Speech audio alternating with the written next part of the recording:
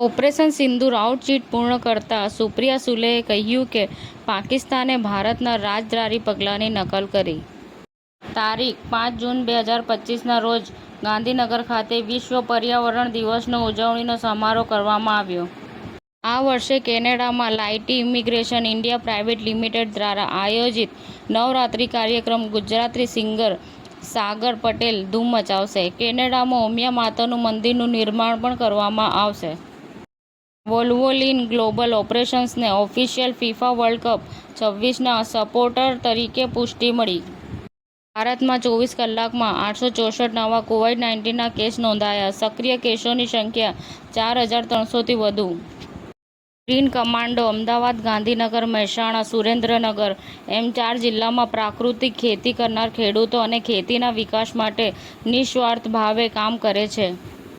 સંસદનું ચોમાસું સત્ર 21 જુલાઈથી 12 ઓગસ્ટ 2025 સુધી યોજાશે.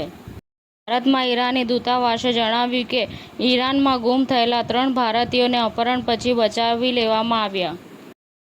આકાશ એજ્યુકેશનલ સર્વિસીસ લિમિટેડ દ્વારા ગુજરાતમાં વિસ્તરણ નીટ અને જી આશાસ્પદ વિદ્યાર્થીઓ માટે એક્સક્લુસિવ ગુજરાતી યુટ્યુબ ચેનલનો પ્રારંભ કરવામાં આવ્યો. સીબીઆઈએ જણાવ્યું કે ચીની સંશોધકો પર યુએસ લેબમાં કૃષિ આતંકવાદી ફૂગની દાણચોરીનો આરોપ.